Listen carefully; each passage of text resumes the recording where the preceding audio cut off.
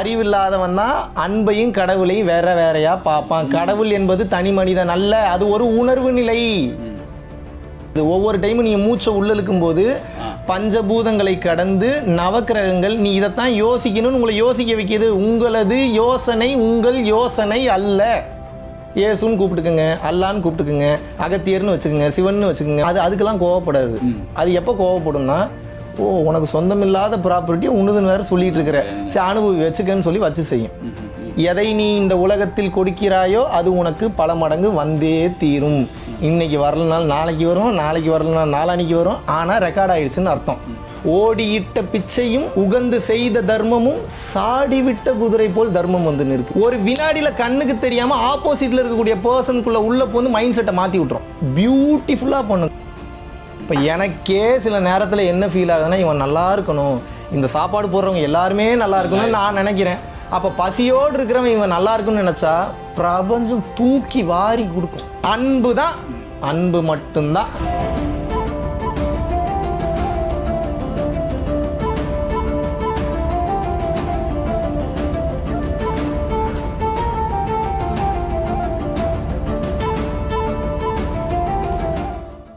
வணக்கம். கொடுக்கும் நிலைமையில் இதை விட ஒரு மனுஷன் வேறு எதையுமே கொடுக்க முடியாதுங்க. நான் அப்படியே மெய் சிலிர்த்து போயிட்டேன். என்ன மனுஷன் இவர். ஏன்னா அவர்கிட்ட தான் நான் இந்த கொடுக்கும் தன்மை, அதில் கிடைக்கிற பேரன்பும் ஆனந்தம் எல்லாத்தையுமே நான் கற்றுக்கிட்டேன். வார்த்தைகளே இல்லைங்க, எனக்கு சொல்ல வார்த்தைகளே இல்லை. என்ன மனுஷன்யா பா. இதை விட ஒரு மனுஷன் கொடுக்கும் நிலைமைக்கு போகிறதுக்கு வேறு எக்ஸாம்பிளே இல்லைங்க. அங்கங்கே 1000 கோடி பணத்தை வாங்கிக்கிட்டு உட்கார வச்சு ஏதோ பண்ணுறாங்க. இவர் சொல்லியிருக்க அந்த இன்ஸ்ட்ரக்ஷன்ஸை ஃபாலோ பண்ணாலே போதுங்க. யாருமே தீட்சை கொடுக்க தேவையில்லை. அந்த அளவுக்கு இருக்குது அந்த ஸ்பீச்சோட எஃபெக்ட்டு. நீங்கள் சொல்லி கொடுத்த வழியில் நாங்களும் வளருவோம், எங்களை சுற்றி இருக்கிற எல்லாரையும் வளர்ப்போம். நன்றி நன்றி.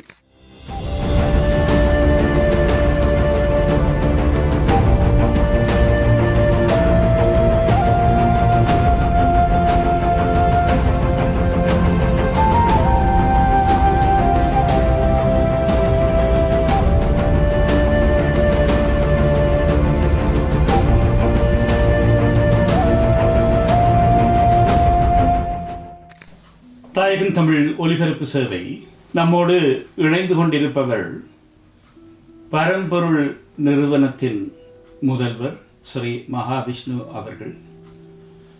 அவர்களுடைய வாய் மூலமாகவே அவரை பற்றிய ஒரு அறிமுகத்தை நான் கேட்கிறேன். ஐயா வணக்கம். குருவே சரணம். வணக்கம். எப்படி இருக்கீங்க வரதன் ஐயா அவர்களே? நல்லா இருக்கீங்களா? நன்றாகவே இருக்கிறேன். மகிழ்ச்சி மகிழ்ச்சி. உங்களுடைய நிறுவனம் என்ன செய்கிறது, எப்படி அந்த நிறுவனத்தை நீங்கள் நடத்தி வருகிறீர்கள், உங்களுடைய உள்நோக்கம் என்ன, குறிக்கோள் என்ன என்று சற்று விவரமாக எமது நேயர்களுக்கும் எமக்கு நீங்கள் சொல்வீர்களா? முதலில் மனிதனால் நோக்கத்தை வைக்க முடியாது என்பதுதான் என்னுடைய தாழ்மையான கருத்து. ஏனென்றால் சகலமும் இறைவன் அருள் தான். அதை நம்ம பிரபஞ்சம்னு சொல்லலாம், இயற்கைன்னு சொல்லலாம், பிரபஞ்ச பேராற்றல்னு சொல்லலாம், எப்படி வேணாலும் சொல்லலாம். அப்போ நோக்கம் என்பது மனிதன் வைப்பது அல்ல, இறைவனால் விதிக்கப்படுவது தான் எல்லாமே. அப்போ மனிதன் என்கின்ற ஒன்று என்ன அப்படின்னா அகங்காரம் மட்டும்தான். ஸோ அந்த வகையில் பார்க்கும்போது தன்னை உணரக்கூடிய அந்த விஷயத்தை உலகம் முழுவதிலும் இருக்கக்கூடிய மக்களுக்காக, அதாவது ஜெண்டர் பயாஸ்டாக இல்லாமல், நம்ம பார்த்தீங்கன்னா எந்தவித மொழி இல்லாமல், எந்தவித கலரை மையமாக வைத்து இல்லாமல், முழுக்க முழுக்க சன்மார்க்கம் தான். சன்மார்க்கம்னா என்ன? யாதும் ஊரே யாவரும் கேளு. ஆமாம். அது மட்டும் இல்லாமல் இங்கே இருக்கக்கூடிய 84 லட்சம் உயிரினங்களையும் இயக்குவது அந்த இறையாற்றல், பிரபஞ்ச பேராற்றல் தான் அப்படின்றதை மையமாக வைத்து பரம்பொருள் அறக்கட்டளையை தமிழகத்தில் தொடங்கி திருப்பூரில் பார்த்தீங்கன்னா நம்மளது அறக்கட்டளை இயங்கிட்டு இருக்கு. அது மட்டும் இல்லாமல் இப்போ மலேசியா, சிங்கப்பூர், துபாய், இப்போ ஆஸ்திரேலியாலையும் மறுபடியும் ஓப்பன் பண்ணியிருக்கிறோம். இலங்கையில் ஓப்பன் பண்ணியிருக்கோம். இன்னும் உங்களுக்கு இதை பற்றி சொல்லணும் அப்படின்னா ஒரு உண்மையான ஒரு அற்புதமான ஒரு விஷயம், நேற்று நடந்த ஒரு விஷயத்தை உங்கள்கிட்ட ஷேர் பண்ணிக்கலான் இருக்கேன். நம்மளுடைய சேவையை பாராட்டி நமது சேவையை மனதில் வைத்துக்கொண்டு நம்ம இந்த உலகம் முழுவதும் எந்த அளவுக்கு சேவை பண்ணிட்டு இருக்கோன்ற பார்த்து இலங்கை அரசு வந்து நமக்கு 10 ஏக்கர் நிலம் வந்து பார்த்தீங்க அப்படின்னா கொடுத்துருக்காங்களா? ஆமாம், கதிர்காமம் கோவில் பக்கத்துலேயே வந்து 10 ஏக்கர் நிலம் வந்து நமது பரம்பொருள் அறக்கட்டளைக்காக பொது சேவைக்காக வந்து கொடுத்துருக்காங்க. அருமையான இடம் ஐயா, கதிர்காமத்துக்கு அருகாமையில். முருகப்பெருமான் அணைத்துக் கொள்கிறார் நம்மை என்று தான் கூற வேண்டும். ஒரு அற்புதமான ஒரு விஷயம். ஸோ உலகம் முழுவதிலும் அற்புதமான விஷயங்களை வந்து பண்ணிட்டு இருக்கோம். தன்னை உணர்வதற்காக இறையாற்றலை உணர்ந்தது மட்டும் இல்லாமல் ஒவ்வொரு மனிதனுக்குள்ளேயும் இருக்கக்கூடிய அந்த ஃபுல்லஸ்ட் பொட்டன்ஷியல்னு சொல்லுவோம். இப்போ மனிதனுக்கு 300 கிராம் மூளை இருக்குன்றது எல்லாத்துக்கும் தெரியும். உண்மை உண்மை. ஆனால் அந்த 300 கிராம் மூளை ஃபுல்லாக வேலை செய்யுதான்னு கேட்டால் கிடையாது. நம்ம எவ்வளோ உபயோகப்படுத்தணும்னு நினச்சா அது உபயோகப்படுத்த முடியாது. ஏன்னா உங்களுக்கு எங்கே கீ எங்கே போய் போட்டால் ஓப்பன் ஆகும், சாவி போடல. அப்போ அதை எப்படி போடுறது, அதை எப்படி திறந்தா. இப்போ லூசின்னு ஒரு மூவி இருக்குது, நீங்கள் பார்த்தீங்கன்னா தெரியும். ஒரு ஆங்கில படம் தான் அது. நீங்கள் அந்த லூசி பார்த்தீங்கன்னா அது ஆக்சுவலாக ஒரு போதைப் பொருள் தவறான விஷயத்தில் எடுக்கிறதுனால அவளோட மூளை வந்து ஆக்டிவேட் ஆகிடும். அது கதைக்காக அப்படி காமிச்சிருப்பாங்க. பட் உண்மையான போதை என்பது யோக போதை தான். அது என்னங்க யோக போதை? ஆங்காரம் உள்ளடக்கி ஐம்புலனை சுட்டறுத்து தூங்காமல் தூங்கி சுகம் பெறுவது எக்காலம் பத்ரகிரியார் சொல்றார். தூங்காமல் தூங்கி சுகம் பெறுவதுன்ற வார்த்தையை உபயோகப்படுத்துறார். அப்ப அந்த சுகம் என்பது எதை குறிக்கிறது? அந்த சுகம் என்பது எதை குறிக்கிறது என்றால், நமது புருவ மத்தியத்திற்குள்ள ஜோதி என்கின்ற ஒன்று இருக்கிறது. அந்த ஜோதியை வந்து நம்ம தொட்டு தூண்டி விடும்போது பரிணாம வளர்ச்சியில வேகமாக நம்மால் முன்னேறி செல்ல முடியும். மூளையின் செல்கள் அருள் வேகத்தில் இயங்க ஆரம்பிக்கும், ஒளியின் வேகத்தில் இயங்க ஆரம்பிக்கும். இப்போ மனிதனுக்கு இருக்கக்கூடிய மூளையின் செல்கள் ரொம்ப கம்மியாக தான் இயங்குது. ஏன்னா இப்போ நமக்கு இருக்கிறது எல்லாம் புத்தக அறிவு மட்டுமே. இது எப்படி ப்ரூவ் பண்ணலாம்னா, இப்போ உங்கள்கிட்ட நான் ஒரு கேள்வி கேட்குறேன். நீங்கள் 1+1 எவ்வளோங்க ஏன்னு கேட்டால் நீங்கள் என்ன சொல்லுவீங்க? நான் 2 தான் சொல்லுவேன். எல்லாரும் அப்படித்தான் சொல்லுவாங்க. எனக்கு அப்படித்தான் சொன்னாங்க. என்னையும் முன்னாடி கேட்டால் 1+1 2 தான். ஆனால் நான் என்ன சொல்கிறேன்னா 1+1 3ன்றேன். எப்படி? குழந்தை ஒன்று வந்துடும். அவ்வளோதான். பார்த்தீங்களா? அப்போ ஒரு ஆணும் ஒரு பெண்ணும் ஒன்றாக இணையும் போது மூன்றாவதாக ஒரு குழந்தை பிறக்கிறது. இப்போ 1+1 3 தானே. இப்போ நான் மறுபடியும் சொல்கிறேன் 1+1 0ன்றேன். எப்படி? இப்போ நெருப்பும் தண்ணீரையும் ஒன்றா இணைச்சிங்கன்னு நீங்கள் 1+1 அங்கே என்ன 0 தானே, சூன்யம், நத்திங், தட் இஸ் நத்திங். மறுபடியும் சொல்கிறேன் 1+1 4ங்கிறேன். அது எப்படி? பிறக்கிற குழந்தை ரெட்டை குழந்தையா பிறக்குது. இந்த மாதிரி எதுவாயும் இருக்கலாம். இதுதான் ஞானக்கல்வின்னு சொல்ல வர. இதுதானே, இது மட்டும்தான் சொல்ல வரல. இந்த மாதிரியான பல்வேறு ஆங்கிள்ஸ் வந்து இந்த உலகத்தில் நாம் கிரகிக்க வேண்டிய விஷயங்கள் இருக்கிறது. ஆனால் இன்றைய இருக்கக்கூடிய புத்தக படிப்பு நமக்கு வந்து அடிப்படை கல்வியை மட்டும்தான் சொல்லிக் கொடுக்குமே தவிர, இப்போ எப்படி நம்ம ஆரம்ப காலகட்டத்தில் குழந்தை வந்து பேச முடியாமல் இருக்கிறப்ப தட்டி தடுமாறி அப்படியே வந்துக்கிட்டு இருக்கோம். ஒரு கட்டத்துக்கு மேலே அம்மா அப்பா அப்பா அப்படி சொல்ல சொல்ல கற்றுக்குது இல்லையா? அது போல தான் நான் என்ன சொல்ல வரேன்னா, இந்த புத்தக படிப்பு என்பது அடிப்படை கல்வி. ஏபிசிடி கற்றுக்கிறதுக்கு ஓகே, ஐஇ கற்றுக்கிறதுக்கு ஓகே, அப்புறம் அந்த லெட்டர்ஸை வச்சு வேர்ட்ஸ் ஃபார்ம் பண்ணுறதுக்கு ஓகே. இப்போ நீங்கள் வேர்ட்ஸை வச்சு சென்டென்ஸ் ஃபார்ம் பண்ணுறதுக்கு கூட உங்களுக்கு அறிவு போதுமானது. ஆனால் சென்டென்ஸை கடந்து பிறரை ஊண்டு இழுக்கக்கூடிய அந்த வலிமை பெற்ற வார்த்தைகளை, அந்த கோட்ஸ், அந்த தத்துவ விளக்கங்களை உங்களால் எப்படி பேச முடியுதான் ஞானக்கல்வி. அந்த ஞானக்கல்வி எப்படி வரும்? தனக்குள் இருக்கக்கூடியதை தொட்டு தூண்டி விட்டீங்கன்னா தான் வரும். அதை சொல்லிக் கொடுப்பதோடைய வேலை தான் பரம்பொருள் அறக்கட்டளையினுடைய. மிக அருமையாக விளக்கம் சொன்னீர்கள். ஒரு கேள்வி உங்களிடம் கேட்க வேண்டும். ஒரே கேள்வி தானா? இல்லை, அந்த ஒரு கேள்வியில் ஆரம்பிக்கிறேன் ஐயா. சொல்லுங்க. எப்படி உங்களுக்கு என்ன தூண்டுதல் ஏற்பட்டது இந்த அறக்கட்டளையை நாம் நிர்வகிக்க வேண்டும் அல்லது அதை ஸ்தாபிக்க வேண்டும் என்ற அந்த தூண்டுதல் எதனால ஏற்பட்டது? இல்லை, எனக்கு ஒரு தூண்டுதலும் இல்லைங்க. எனக்கு ஆன்மீகத்துக்கு சம்மந்தமே இல்லைங்க.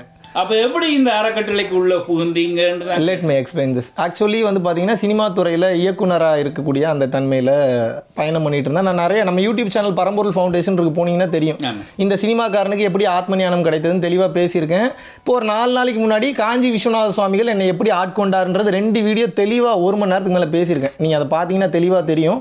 இருந்தாலும் அதோடைய ஷார்ட் அண்ட் சிம்பிளஸ்ட்டாக உங்களுக்கு புரிய வச்சிடுறேன்.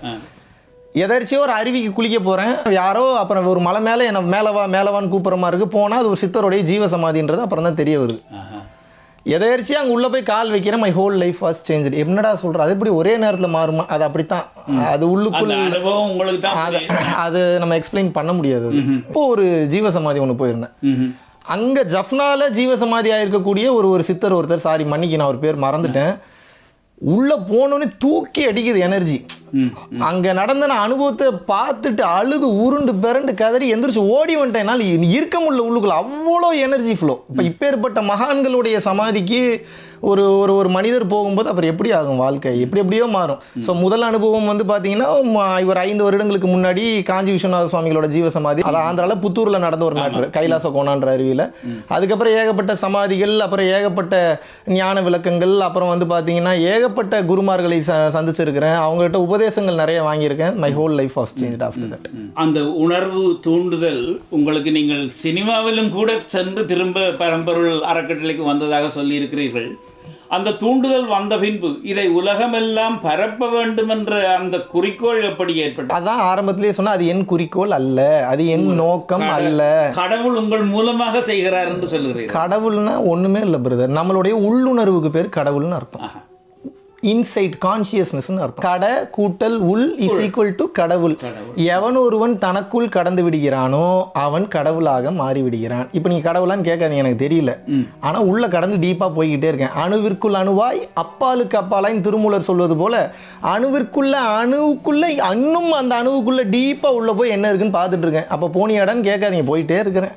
அப்படி நீங்க போகும்போது உங்களை பின்பற்றுகிறவர்கள் எப்படி, அவர்களுக்கு என்ன அறிவுரையை நீங்கள் சொல்லுகிறீர்கள்? அன்பும் சிவமும் இரண்டென்பர் அறிவிலார், அன்பே சிவமாவது ஆறும் அறிகிலார், அன்பே சிவமாவது ஆறும் அறிந்த பின் அன்பே சிவமாய் அமர்ந்திருந்தாரே. திருமந்திரத்தில் திருமூலர் எழுதுறார். அப்படின்னா என்னன்னா, கடவுள் யாருன்னு தேடிட்டு இருக்கியா? நான் சொல்றேன் கடவுள் யாருன்னு. அறிவில்லாதவன் தான் அன்பையும் கடவுளையும் வேறையா பார்ப்பான். கடவுள் என்பது தனி மனிதன் அல்ல, அது ஒரு உணர்வு நிலை. கடவுள் என்பது தனி ஒரு பொருள் அல்ல, அது ஒரு உணர்வு நிலை. இருந்தாலும் அந்த கடவுளுக்கு அடையாளம் பார்க்கணும்னு ஆசைப்பட்டதுனால இறைவன் என்ன பண்றாரு, கான்சியஸ்னஸ்க்கு பிசிக்கல் ரியாலிட்டி கொடுக்குறாரு. அதான் இந்த உடம்பு. கான்சியஸ்னஸ் அதிகமாக உணர்வு நிலை அதிகமாக ஆட்டம்ஸா மாறுது. ஆட்டம்ஸ்குள்ள புரோட்டான், எலக்ட்ரான், நியூட்ரான் வருது. அதுக்குள்ளே இருந்து ஆப்ரேட் பண்ணக்கூடியது ஃபோட்டானாக இருக்கிறது, அருட்சக்தி. அந்த அருட்சக்தி நீங்கள் ஆசைப்பட்டதுனால உடலை படைச்சிருக்கு. இந்த மாயை படைத்தது நம்ம அனுபவிக்கிறதுக்கு தான். ஆனால் அனுபவிச்சுட்டு இங்கே இருந்துடணுன்றதுக்காக இல்லை. அனுபவிச்சுட்டு எங்கேருந்து வந்தியோ அந்த மூலத்திற்கே மீண்டும் நீ சென்று விடு, ஒடுங்கி விடு. அப்போ அறிவில்லாதவன் அன்பையும் கடவுளையும் வேறம்மா. அப்புறம் அன்பே சிவமாவது ஆறும் அறிகிறார். ஆனால் அன்பு தான் கடவுள்ன்றது யாருக்கும் தெரியாது. அன்பே சிவமாவது ஆறும் அறிந்த பின். அப்போ எவன் ஒருத்தன் அன்பு தான் சிவம்ன்றதை புரிஞ்சுக்கிறானோ அன்பே சிவமாய் அமர்ந்திருந்தார். அப்படின்னா அன்பு தான் இறைவன்றதை ஒருத்தன் புரிஞ்சுக்கிட்டான்னா அன்பு காட்ட ஆரம்பிப்பான். வராது, ப்ராக்டிஸ் பண்ணணும். அன்பையும் ப்ராக்டிஸ் பண்ணணும். சும்மாலாம் எப்படி அன்பு வரும்?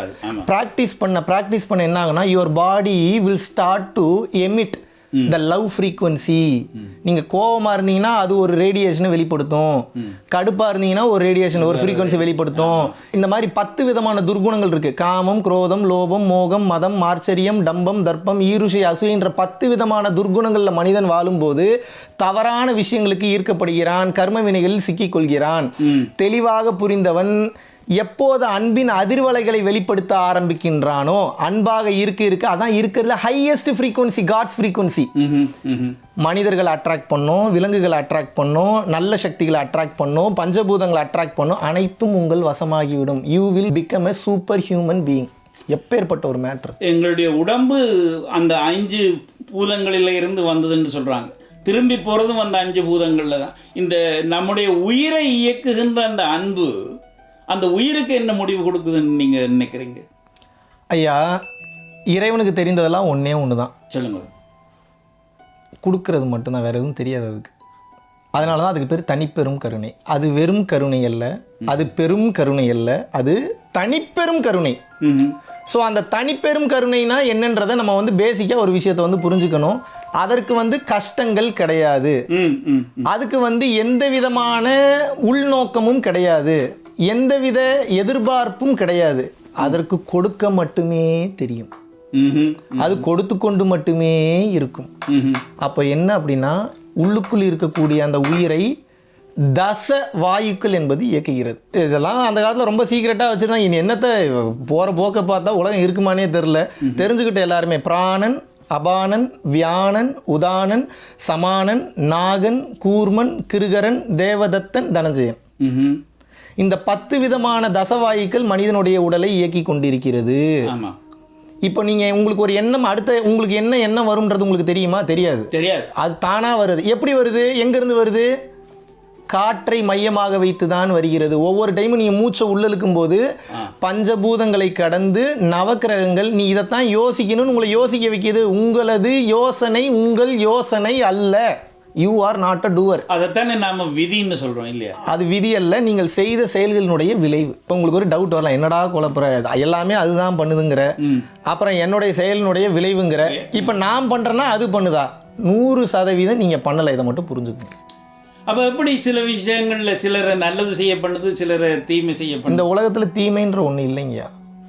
நமக்கு அறிவு பத்தலைன்னா மற்ற உயிர்களுக்கு கேடு நினைக்கிறது தீமை. திருவிளையாடலுங்க, இது எல்லாமே திருவிளையாடல். உங்களுக்கு புரியாது. இப்போ நான் ஒரு கான்சியஸ்னஸ்ல நான் இருந்துட்டு நான் இப்போ பேசுறேன் இல்லையா, இந்த கான்சியஸ்னஸே கம்ப்ளீட்னு சொல்ல முடியாது. ஆனால் எனக்கு தெரியும் எதுவுமே தவறாக நடக்கலைன்னு. இது உங்களுக்கு இப்போ புரியாது. நான் என்ன சொல்கிறேன்னா, முதல்ல அடிப்படை தன்மையில் நீங்கள் வாங்க, மெடிடேஷன் பண்ணுங்கள், அன்புல இருங்க, ஜீவகாருண்யத்தில் இருங்க, அன்னதானம் பண்ணுங்கள். நிறைய பேசியிருக்கேன், 1700 வீடியோஸ்க்கு மேலே நிறைய பேசிட்டேன் யூடியூப்பில். ஏகப்பட்ட மேட்ரு எல்லாத்தையுமே சொல்லிட்டேன், எல்லா ரகசியங்களையும் நான் சொல்லிட்டேன். எல்லாமே ஒன்று தான். என்னென்னா, டவுட் வருது. நம்ம தான் ஒரு வேலை பண்ணுறோமா, அந்த டவுட் வரக்கூடாதுங்கிறேன். நீங்கள் அங்கே தான் ட்ராப் ஆகுறீங்க. எப்போ நீங்கள் கர்மாவை சேர்க்குறீங்கன்னா, நான் செய்கிறேன் என்ற போது கர்மாவை சேர்க்குறீங்க. நான் செய்யலைன்றது ஸ்ட்ராங்காக நிற்கணும். நீங்கள் ஒவ்வொரு டைமும் வாய் சில நேரத்தில் சொல்லுவேன், எனக்கு என்னங்க தெரியும், அது அப்படி இல்லை. வாய் சொல்லிட்டு மனசு ஆமாம்மா நான் தான் பண்ணேன் அப்படின்னு சொல்ல, அப்படியும் சொல்லக்கூடாது. நடப்பதெல்லாம் நான் செய்வதல்ல, ஏதோ ஒரு. ஆமாம் ப்ரோ, நீங்கள் பாருங்க, இருள் சேர் இரு வினையும் சேரான்றாரு திருவள்ளுவர். இருள் சேர் இரு வினையும் சேரா. எப்போ? இறைவன் பொருள் சேர் புகழ் புரிந்தார் மாட்டு. பிரபஞ்ச ரகசியத்தை ஒரே திருக்குறள் அடக்க முடியுமா? மனுஷன் அடக்கிட்டாப்ல. சம்சார பந்தம்னா கல்யாணம் கிடையாது. மீண்டும் நீ இங்கே வந்து பிறக்க மாட்டாய். எப்ப பிறக்க மாட்டாய்? நல்வினை தீவினை என்ற பாருங்க, ரெண்டுமே இருக்கக்கூடாதுங்கிறார். ஏன்னா நல்வினை இருந்தாலும் நீ அதை அனுபவிக்கிறதுக்காக பிறக்கணும், தீவினை இருந்தாலும் அதை அனுபவிக்கிறதுக்காக நீ பிறக்கணும். ஜீரோ பண்ணிருங்கிறார். அப்ப எப்படி ஜீரோ பண்றது? செய்யற செயல்களை எல்லாம் தைரியமா தர்மத்தின் பாதையில் பிற உயிர்களின் நலனுக்காக செய்து அதனுடைய கிரெடிட்ஸை இறைவனுக்கு அர்ப்பணித்து விடு. எனக்கு இல்லை, அது ஆண்டவனுடைய சித்தம் என்று விட்டுரு. அதுதான் உண்மை. நீங்க அதை ஏத்துக்கங்கன்ற. நான் ஒரு சாதாரண மனுஷனா கேட்கிறேன். இப்ப நான் செய்யற நல்வினையோ தீவினையோ அவன் செய்யறான், அவனுடைய வழிபடி நடக்கிறதுன்னு விட்டுட்டு என்ன முடிஞ்சு வந்த வேலை முடிஞ்சு. அந்த பாவ புண்ணிய கணக்கு உங்களை சேர. இதுதான் சர்வம் கிருஷ்ணார்ப்பணம், சர்வம் சிவார்ப்பணம், சர்வம் இயேசுவுக்கு அர்ப்பணம். நீ பேர் என்ன வேணாலும் வச்சுக்கோங்க, எனக்கு பிரச்சனையே இல்லை. இயேசுன்னு கூப்பிட்டுக்குங்க, அல்லான்னு கூப்பிட்டுக்குங்க, அகத்தியர்னு வச்சுக்கோங்க, சிவன்னு வச்சுக்கோங்க, அந்த மகாவிஷ்ணு வேணாம், பெருமாள்னு போயிடும். நீங்க பெருமாள்னு வச்சுக்கோங்க, முருகப்பெருமான்னு வச்சுக்கோங்க. அதுக்கெல்லாம் கோவப்படாது. அது எப்போ கோவப்படும்னா, ஓ உனக்கு சொந்தமில்லாத ப்ராப்பர்ட்டி உன்னுதுன்னு வேற சொல்லிட்டு இருக்கிற, சரி அனுபவி வச்சுக்கன்னு சொல்லி வச்சு செய்யும். இதான் இருள் சேர் இரு வினையும் சேரா. இறைவன் பேரை சொல்லி சொல்லி நீ இறைவன் கிட்ட ஒவ்வொரு விஷயம் சரணாகதி செய்யும் போது பழைய வினைகள்ல இருந்து புது வினைகள்ல இருந்து நீ வரப்போற வினைகள் எல்லாமே அழிஞ்சிரும். எப்படி அழியும்? Let me explain that. முதல் கர்மா என்னன்னா சஞ்சித கர்மா. ரெண்டாவது கர்மா என்னன்னா பிராப்த கர்மா, பிராப்த கர்மா. மூன்றாவது என்னன்னா ஆகாமிய கர்மா, நான்காவது என்னன்னா காமிய கர்மா, ஐந்தாவது என்னன்னா நிஷ்காமிய கர்மா. பல பேருக்கு அந்த கர்மாவினாவே என்னன்னு தெரியாது. கர்மாலாம் உண்மை இல்லைங்க. அது எப்படி உண்மை இல்லை? செயல் செய்தால் வினை வருமா வராதா? நியூட்டன்ஸ் தேர்ட் லா என்ன சொல்லுது? செயல் செய்தால் செயலுக்கும் எதிர்வினை உண்டு.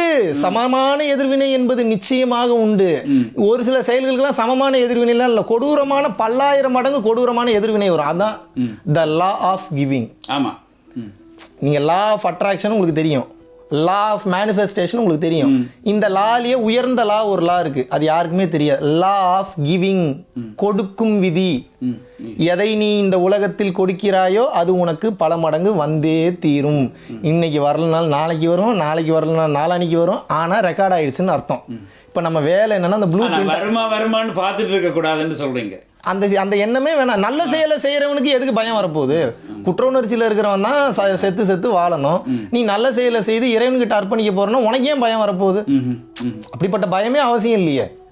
அப்ப இறைவன் பேரை சொல்லி சொல்லி ஒவ்வொரு செயலையும் நீ செய்து விடு. அதை நீ எப்போது நீ செய்து விடுகிறாயோ நினைத்து பார்க்க முடியாத மாற்றங்கள் உனது வாழ்க்கையில் பாசிட்டிவா நடக்கும். Miracle will start to happen in your life. ஒன்றும் இல்லை ப்ரோ, நீங்க இன்னையில இருந்து ஒருத்தருக்கு மட்டும் டெய்லி ஒவ்வொரு சாப்பாடு கொடுக்குறீங்க. நீங்க உங்களோட வாழ்க்கையோட மாற்றம் எப்படி இருந்துன்னு அப்ப நீங்க என்கிட்ட சொல்லுங்க. இதுக்கு நான் அருள் செய்யல, நல்லா புரிஞ்சுக்குங்க. நான் பெரிய மெஜிஷியன் நினைக்க கூடாது. புரியுது. பிரபஞ்சமே கொடுக்கும் உங்களுக்கு. தர்மத்தின் வலிமை அவ்வளவு உண்டுன்னு சொல்றேன். தர்மத்திற்கு நிகர் இந்த உலகத்துல எதுவுமே இல்லைன்றேன். இதை இன்னும் புரிய வைக்கணுமா? அகத்தியரே சொல்லியிருக்கிறார், தர்மத்தின் வழி செல்ல செல்ல கர்மத்தின் வழி குறையுமப்பா. தர்மத்தின் வழி செல்ல செல்ல கர்மத்தின் வழி குறையுமப்பா. அவ்வளவுதாங்க, மொத்தம் அதுதான். இன்னும் சொல்லணுமா, சிவவாக்கியர் சொல்லியிருக்கிறாரு, ஆடு நாடு தேடினும் யானை சேனை தேடினும் கோடி வாசி தேடினும் குறுக்கே வந்து நிற்குமோ, எதுவும் வராதுங்கிறார். உங்களுக்கு ஒரு கஷ்டம்னா, இப்போ ஒன்றும் இல்லை, நம்ம 2 பேரும் பேசிட்டு இருக்கோம், இப்போ நான் உங்களை மர்டர் பண்ண போறேன்னு வச்சுக்கோங்க, ஒரு எக்ஸாம்பிளுக்கு சொல்றேன். இப்போ உங்களை யார் வந்து காப்பாற்ற முடியும்னு நினைக்கிறீங்க? முடியாது. நீங்க நல்லா லாக் ஆயிட்டீங்க. இப்போ இந்த மாதிரி சுச்சுவேஷன்ல உங்களை வந்து இப்போ விதி கொண்டு நிறுத்திடுச்சுன்னு யார் காப்பாற்றுவா? அதான் சிவவாக்கியர் எழுதுறாரு, ஆடு நாடு தேடினும் யானை சேனை தேடினும் கோடி வாசி தேடினும். எத்தனை முறை கோடி முறை வாசி யோகம் பண்ணியிருந்தாலும் எவனும் உன்னை காப்பாற்ற மாட்டான். குறுக்கே வந்து நிற்குமா, வருமா, உன்னை பாதுகாக்குமா? அப்போ எது பாதுகாக்குமா? அடுத்த வார்த்தை கவனிங்க, ஓடி இட்ட பிச்சையும் உகந்து செய்த தர்மமும் சாடி விட்ட குதிரை போல் தர்மம் வந்து நிற்குமே. என்ன மாதிரி வார்த்தை காப்பாற்ற போகுது. இப்போ கேளுங்க அடுத்து. சரி, இப்போ நான் தர்மம் பண்ணிட்டேன், என்னை யாருங்க வந்து காப்பாற்றுவான்னு? இப்போ கேளுங்க. சரி, இப்போ நீங்கள் கொலை பண்ண போறீங்க, இப்போ நான் தர்மம் பண்ணியிருந்தேன், எப்படிங்க வந்து காப்பாற்றுங்க? கேளுங்க, அப்போ தான் பதில் சொல்லுவாங்க. கேளுங்க. இல்லை, அந்த தர்மம் வந்து உங்களுடைய மனதில் மாற்றத்தை ஏற்படுத்தி. பரவாயில்ல, ஷார்ப்பாக இருக்காப்புல. ஆர்ஜே தான்ப்பா. என்ன பண்ணுன்னா, அந்த தர்மம் ஒரு வினாடியில் கண்ணுக்கு தெரியாமல் ஆப்போசிட்டில் இருக்கக்கூடிய பர்சனுக்குள்ளே உள்ள போந்து மைண்ட் செட்டை மாற்றி விட்டுரும். ஏதாவது பண்ணி மாற்றி விட்றோம். ஒன்று சரி பாவமாக இருக்கிறாரு அப்படி ஒரு எண்ணத்தை கொடுத்துரும். இல்லை குத்த வரும்போது வேணாம், ஏதாவது கேஸ் விழுந்துருச்சுன்னு என்ன பண்ணுறதுன்னு சொல்லி மாற்றி விட்டுரும். அப்படி இல்லையா, உண்மையாகவே இவன் என்ன பண்ணாலும் திருந்தி தொலைய மாட்டான்னு அது ரொம்ப இன்டெலிஜென்ட். அதுக்கு எல்லாமே தெரியும். அப்போ என்ன பண்ணணும்னா, சம்மந்தமே இல்லாத 2 போலீஸ் ஆஃபீஸர்ஸை மேலே வர வச்சிரும். ரோட்ல போயிட்டு ஒரு சந்தர்ப்பத்தை உட்படுத்தி இந்த கொலையை இல்லாமல் பண்ணி பியூட்டிஃபுல்லாக பண்ணும். பியூட்டிஃபுல்லாக பண்ணும், கண்ணுக்கு தெரியாமல் அற்புதமாக பண்ணும். அதுதான் தர்மத்திற்கு இருக்கக்கூடிய வலிமை என்று நான் கூறுகிறேன். இல்லைனா இங்கே ஆஸ்திரேலியாவில் ஒரு எஃப்எம்ல, தமிழ் எஃப்எம்ல இவ்வளோ தைரியமாக சத்தியத்தை பற்றி தர்மத்தை பற்றி பேச சேலஞ்ச் பண்ணுறேங்க. சேலஞ்ச் பண்ணுறேன், தர்மம் பண்ணுங்க, உங்கள் வாழ்க்கை மாறலாம் என்னன்னு கேளுங்க. இதை நான் இன்னைக்கு வந்து சொல்ல, 5 வருடங்களாக இதை நான் பேசிக்கிட்டே இருக்கேன்.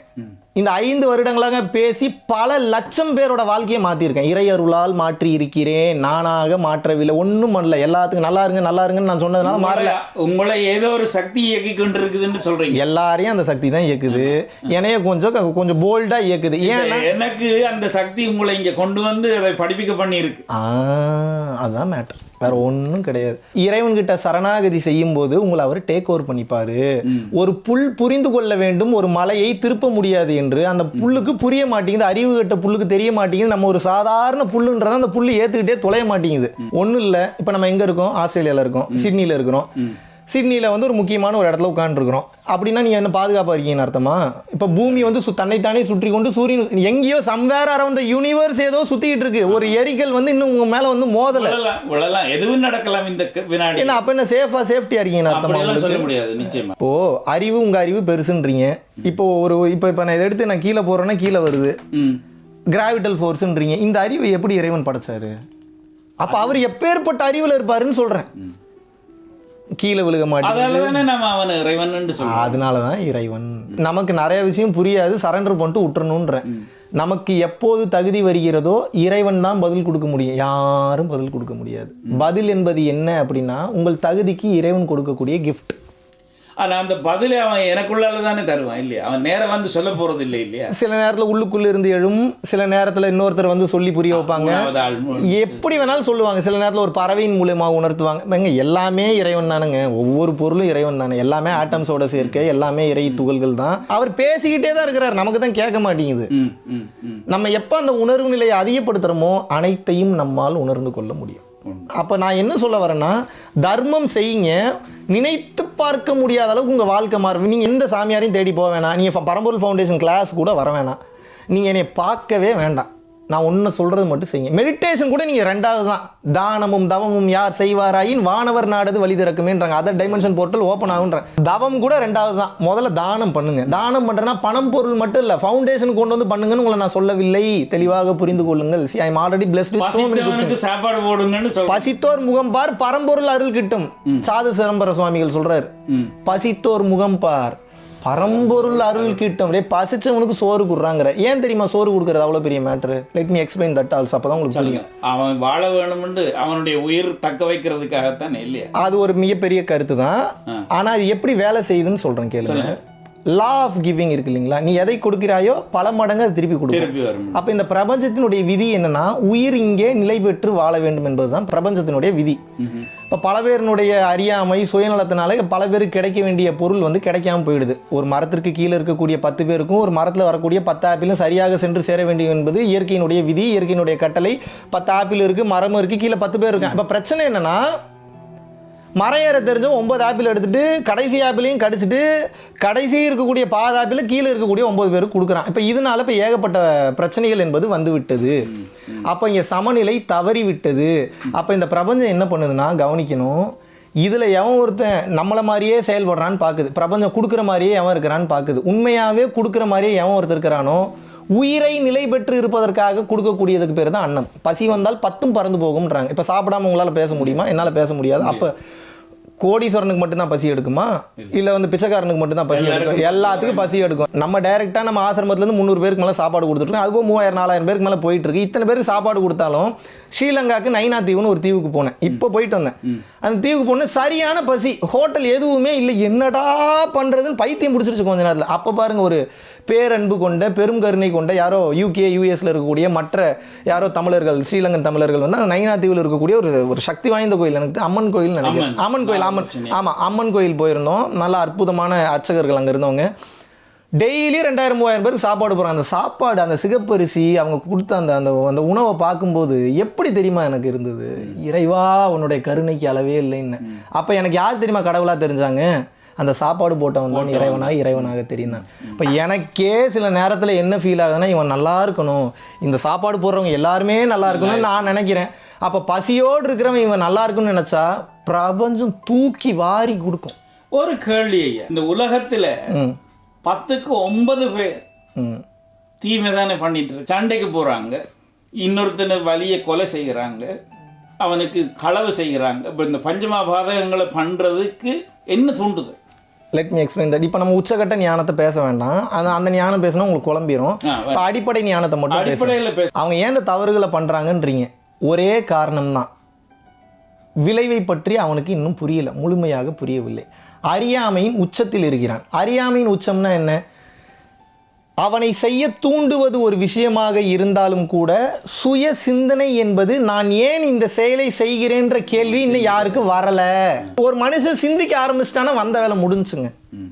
நான் ஏன் இதை செய்கிறேன் இந்த கேள்வி தான் ஒருத்தன் கேட்கணும். இப்போ நீங்கள் கேட்கணும், நான் ஏன் இந்த கம்பெனியில் வேலை பார்க்குறேன்? நீங்கள் இப்போ வேலை பாருங்கள், உங்களை நான் தவறு சொல்லலை, நல்லா வேலை பாருங்கள், உங்கள் மனைவி குழந்தைகளை நல்லா பார்த்துக்குங்க, எல்லாரையும் ஹாப்பியாக வச்சுக்கணும், அது தவறு சொல்லலை. நான் ஏன் இதையே பண்ணிகிட்டு இருக்கேன்ற கேள்வி ஒருத்தனுக்கு வரணும். இது வந்துச்சுன்னா முடிஞ்சு. ஏன்னா இந்த சிந்தனை எப்போ வருதோ அவன் இறைவனர்களை பெற்றுட்டான்னு அர்த்தம். டெய்லியும் காலைல எழுந்திரிக்கிறோம், சாப்பிட்றோம், ஊராக சுற்றுறோம், சாயந்தரம் இதை பண்ணுறோம், அப்புறம் போய் படுக்கிறோம், அப்புறம் கல்யாணம் பண்ணவங்களோட ஜாலியாக ஊர் சுற்றுறோம், அப்புறம் குழந்தை குட்டியில் இன்னும் இதுக்கு தான் ஒருத்தன் பிறந்திருக்கான. இந்த கேள்வி எனக்கு வந்து 6 வருஷத்துக்கு முன்னாடி. அந்த கேள்வி வந்ததுக்கு அப்புறம் தான் எனக்கு எல்லாமே கிடச்சிது. அந்த சிந்தனை வர வேண்டும், இன்னும் இதுக்கு தான் பிறக்கிறோமா, காலைல எழுந்திரிக்கிறோம், சாப்பிட்றோம், ஊர் சுற்றுறோம், எல்லாரும் தானே செய்கிறான், அந்த சிந்தனை வந்துச்சுன்னா எல்லாமே மாறிடுங்க.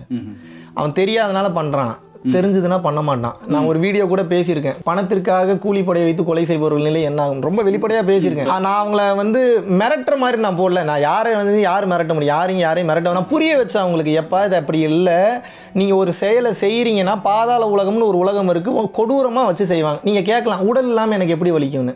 இப்போ நான் என்ன கேட்குறேன்னா, வலி என்பது உடல் இருக்கா மனது இருக்கா? ரெண்டுக்குமே வலி இருக்குது. உடல் வலியும் இருக்குது, மன வலியும் இருக்குது. அப்போ உடலை விட்டு ஆன்மா வெளியேறும்போது விட மனவலி தான் ரொம்ப வலிமையானது. மனம் மட்டும்தான் அதிக வலியை ஏற்படுத்தி கொண்டே இருக்கிறது. ஸோ பக்குவம் பெறாத ஆன்மாக்கள் உடலை விட்டு வெளியேறும்போது, அமைதியை பழகாத ஆன்மாக்கள், ஆன்மா சாந்தி அடையாத ஆன்மாக்கள் வெளியேறும்போது மனமும் ஆன்மாவும் ஒன்றாக இருக்கும். அப்போ என்னன்னா, மனதிற்கு வலி என்பது 100% 1000% உங்களுக்கு உண்டு. உடல் இருந்தால் கூட நீங்கள் ஏதாவது ஒரு மேட்ரை பண்ணி ஒரு நல்ல விஷயத்தை பண்ணி நீங்கள் எஸ்கேப் ஆகிடலாம். ஃபிசிக்கல் ரியாலிட்டியில் பாவ புண்ணியத்தை ஈக்குவல் பண்ணிடலாம். ஃபிசிக்கல் ரியாலிட்டியில் பாடி இல்லாமல் உங்களால் எதுவுமே பண்ண முடியாது. அதனால தான் அரிது மானிடராய் பிறத்தல் அரிதுன்னு ஔவையார் சொன்னாங்க. அப்போ மனித பிறவி என்பது உங்களுக்கு கிடைக்கப்பட்ட ஒரு மாபெரும் வரப்பிரசாதம். ஆனால் அந்த மனித பிறவி கிடைத்த அந்த மாபெரும் வரப்பிரசாதத்தை நீங்கள் தவறாக பயன்படுத்தினீர்கள் என்றால் சிக்கிக்கொள்வீர்கள். பாவ புண்ணிய கணக்குகளுக்குள்ளே சிக்கிப்பீங்க. நீங்கள் நினச்சிட்டு இருக்கீங்க அப்படியே செத்துட்டா எல்லாமே முடிஞ்சுனா, அது எப்படி எல்லாமே முடியும்? எதுவுமே முடியாது. கொடூரமான தண்டனைகள். நீங்கள் நினைக்கிற மாதிரி கருட புராணம் அப்படிலாம் இல்லை, அதெல்லாம் ரெண்டாவது.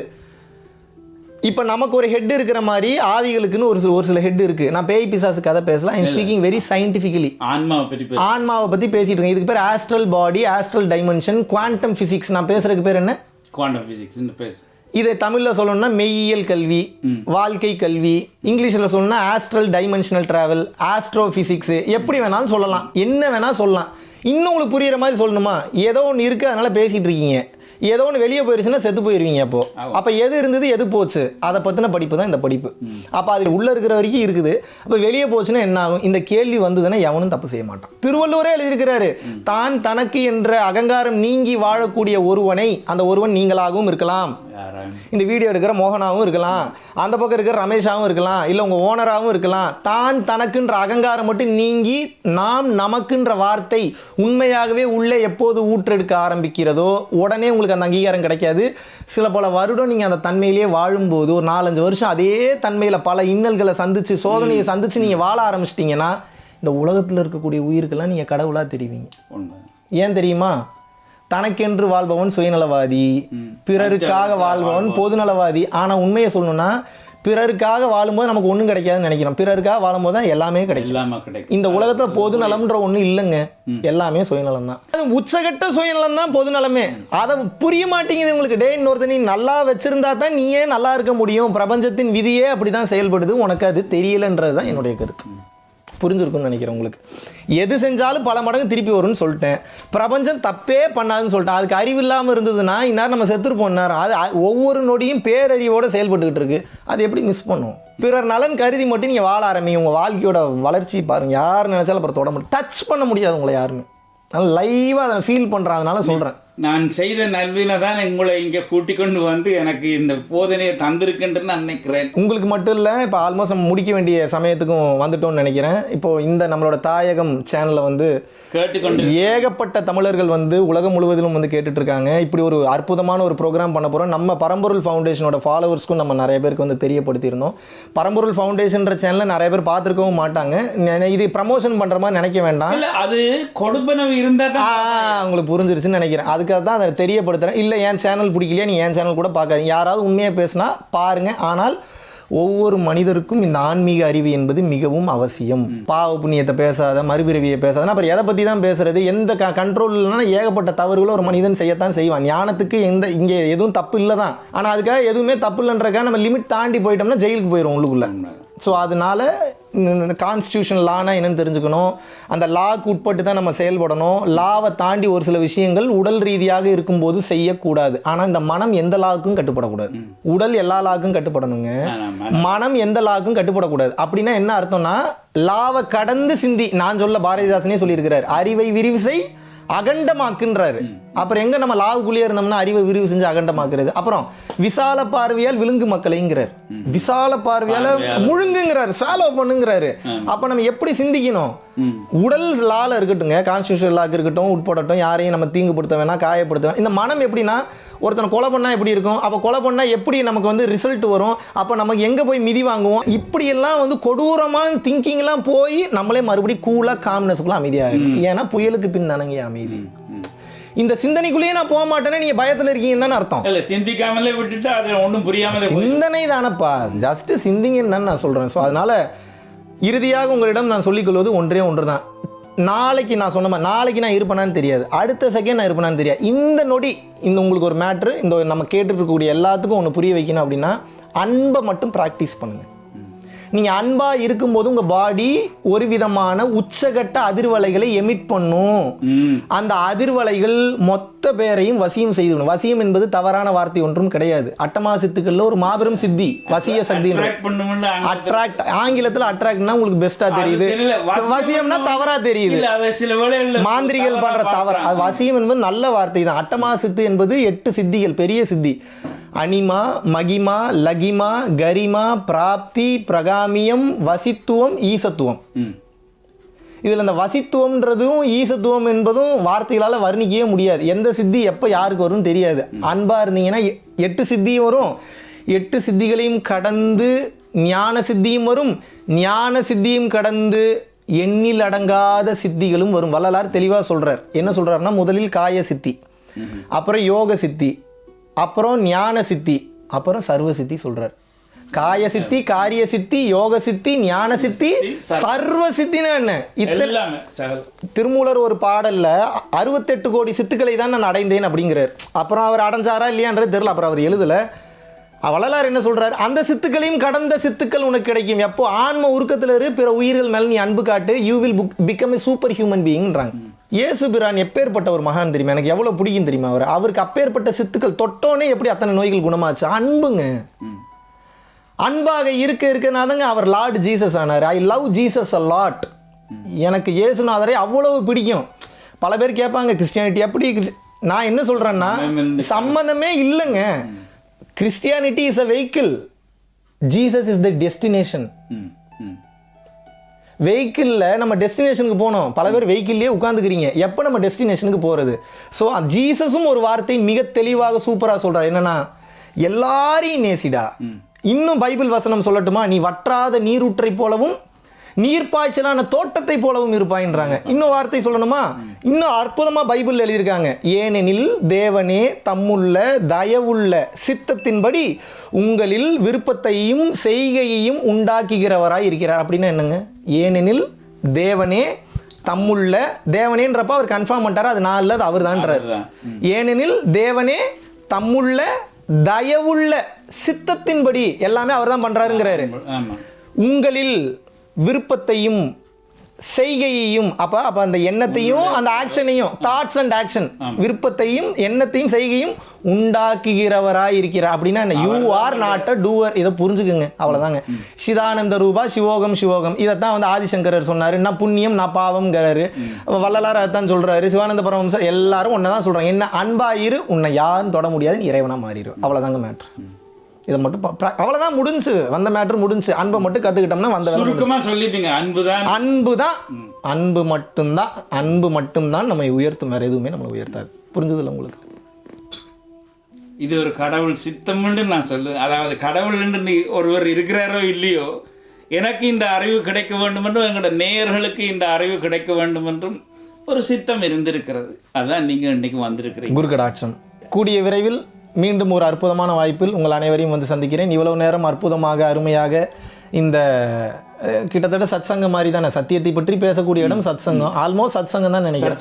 சத்சங்கம், சத்தியத்தை பற்றி இந்த சத்சங்கத்தை கேட்டுக்கொண்டிருந்த ஸ்ரீலங்கன் வாழ் தமிழர்களுக்கும் சரி, ஸ்ரீலங்கா தமிழர்கள் நிறைய பேர் இங்கே இருக்கீங்க. இந்த தமிழர்களுக்கும், ஆஸ்திரேலியன் தமிழர்களுக்கும் சரி, இந்தியாவில் இருக்கக்கூடிய தமிழர்கள் நிறைய பேர் இருக்கீங்க. உங்களுக்கும் சரி, எல்லா தமிழர்களுக்கும் இந்த நேரத்திலே நன்றி. எல்லாம் யாதுமூரே யாவரும் கேள்வி. I love every one. எல்லாரையும் நேசிக்கிறேன். கூடிய விரைவில் ஆஸ்திரேலியாவில் வந்து பார்த்தீங்க அப்படின்னா நம்ம வந்து ஆங்கிலத்திலையும் நிறைய வகுப்புகள் வந்து நம்ம எடுக்க போகிறோம். அதாவது செல்ஃப் ரியலைசேஷன் கிளாஸ் நிறைய எடுக்க போகிறோம். உங்களுக்கு ஒரு பியூட்டிஃபுல்லான இன்னொரு விஷயத்தையும் சொல்லி முடிக்கலாம் என்று நினைக்கிறேன். மெல்பர்னில் வந்து பார்த்தீங்கன்னா, கிரான்பர்னில், நிறைய வாரனில் வந்து பார்த்தீங்கன்னா நம்ம பரம்பொருள் யோகம் பிரைவேட் லிமிடெட் அப்படின்ற ஒன்று வந்து ஆரம்பிச்சாச்சு, ரெஜிஸ்டரும் பண்ணியாச்சு. 1 ஏக்கர் நிலத்தில் வந்து பார்த்தீங்க அப்படின்னா மிகவும் அற்புதமான ஒரு மெடிடேஷன் சென்டரும் அங்கே வந்து இருக்குது. ஸோ விருப்பப்படுபவர்கள் ஃபியூச்சரில் வந்து மெல்பர்ன் மற்றும் அதை சார்ந்த பகுதியில் இருக்கிறவங்க எவ்வளோ நாளுக்கு ஒன்ஸ் நிறைய வாரங்களில் தாராளமாக வந்து இந்த பயிற்சிகளை, இனிஷியேஷன்ஸை தாராளமாக எடுத்துக்கொள்ளலாம். மகிழ்ச்சி. உங்களுடைய அறிவுரைக்கும் உங்களுடைய ஆத்ம உரைக்கும் நீங்கள் இதை செய்ய வேண்டும் என்று ஆண்டவன் உங்களை விரும்பி இருக்கிறான். நீங்கள் எங்களுக்கு சொன்னதுக்கு மிக்க நன்றி. நேயர்கள் சார்பாகவும் வானொலி சார்பாகவும் உங்களுக்கு மிக்க நன்றி ஐயா மகாவிஷ்ணு. நன்றி. நீங்கள் அனைவரும் நீலாயுள், நிறை செல்வம், வான்புகழ், நற்பேறு, நன்னிலம், நன்மக்கள் பெற்று மெய்ஞானம் ஓங்கி அன்பு அதிகரித்து அகந்தை குறைந்து அருட்பெரும் ஜோதியாரின் காட்சி கிடைக்கப்பெற்று இந்த பிறவிலேயே பிறவியில்லா பெருவாழ்வை அடைய வேண்டுகிறேன். குருவின் பரிபூர்ண அருளாசிகள். Praise the Lord. குரு கடாட்சம் நல்லதே நடக்கும். அன்பே சிவம். அன்பே சிவம். அன்பே சிவம். கல்யாணங்களுக்கு போகும்போதோ இல்லை ஒரு ஃபங்க்ஷனுக்கு போகும்போதோ ஒரு குழப்பம் இருக்கும். சரி, நம்மளை கூப்பிட்டாங்க, இவங்களுக்கு என்னடா நம்ம போய் கிஃப்ட் பண்ணலாம்? நம்ம பரம்பொருள் ஃபவுண்டேஷனோட முக்கியமான சில வீடியோஸ் நீங்கள் டவுன்லோட் பண்ணி வச்சுட்டு ஒரு பென்ட்ரைவில் போட்டு புதுசாக திருமணமாகக்கூடிய அந்த தம்பதிகளுக்கு கொடுக்கலாம். என் வீடியோவை தான் கொடுக்கணும்னு நான் சொல்ல மாட்டேன். மெய்ஞானம் சம்பந்தமான சில விஷயங்கள் யார் மிக சரியாக பேசுகிறாங்கன்னு நீங்கள் நினைக்கிறீங்களோ அவர்களுடைய வீடியோவை காப்பி பண்ணி கொண்டு போய் கொடுங்க. இதுதான் அவர்களுக்கு உண்மையான பொக்கிஷம், உண்மையான ட்ரெஷர்.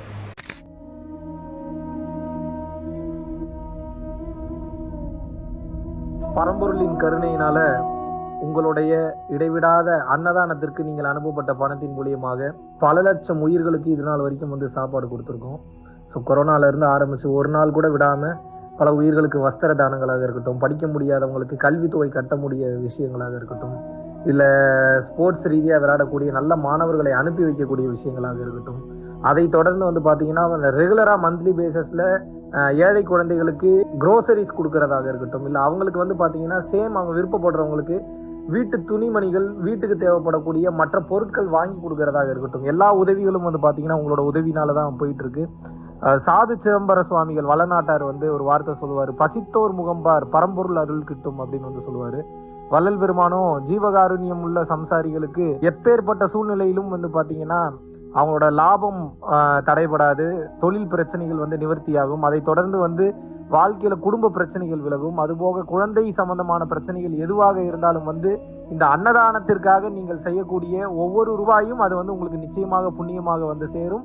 புண்ணியத்தை கடந்த நிலையில் முக்தி பாதைக்கும் அது நிச்சயமாக உங்களை வழிநடத்தும். அதனால விருப்பப்படுறவங்க நம்மளுடைய பரம்பொருள் அறக்கட்டளையினுடைய சேரிட்டி ஆக்டிவிட்டீஸ்க்கு தங்களுடைய விருப்பப்படக்கூடிய நன்கொடையை கீழே உள்ள டிஸ்கிரிப்ஷன்ல இருக்கக்கூடிய அக்கௌண்ட் நம்பருக்கு செலுத்தலாம். இதற்குண்டான அந்த அருளை சித்தர்கள் உங்களுக்கும் உங்கள் குடும்பத்தாருக்கும் வழங்க வேண்டுகிறேன். குருவின் பரிபூர்ண அருளாசிகள். குரு கடாட்சம்.